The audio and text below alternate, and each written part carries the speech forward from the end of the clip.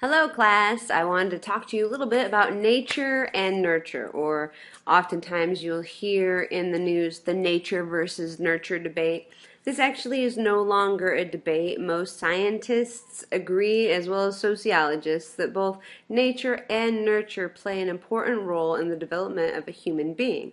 However, since we are a sociology class, we'll be focusing in on the nurture aspect, which is to say that we'll be looking at how society and interactions with society help develop you as a person.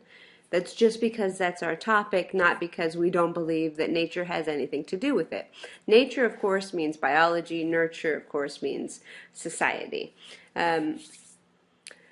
The interest in nurture has led to an ongoing focus on the importance of socialization. So, how do you become a human being in society? You are socialized into it.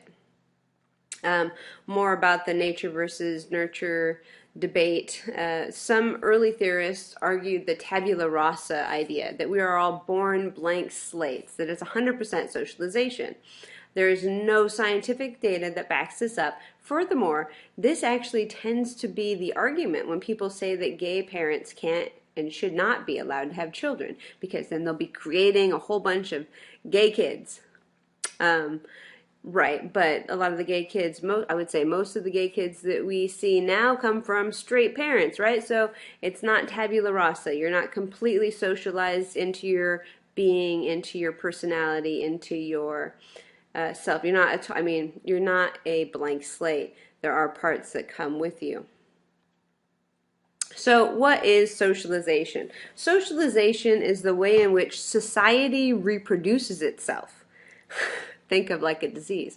But it's important. Sometimes, I know early on I had some students that were like, I wasn't socialized. And I was like, but you're talking to us in this class, which means you were socialized. You're sitting in the back, you're being quiet and respectful. You raise your hand when you want to speak. These are all characteristics of you've been socialized to engage with people in an educational setting. You know what the correct behavior is because you've been socialized into the expectations of our society.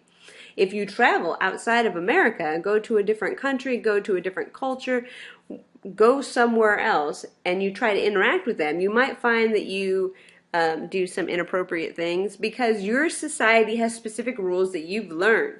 Their society has different rules that they've learned, and when the two societies don't match up, you have hilarious moments. So parents socialize their children, schools socialize their children, religious institutions socialize children. All of these institutions within society participate in socialization. So in these first chapters talking about how you learn to be part of society, how you are socialized, I want to remind you that socialization is usually so effective that you believe it's natural, that you believe it's nature. I was born this way, it's in my biology. No, you were socialized and you learned very well.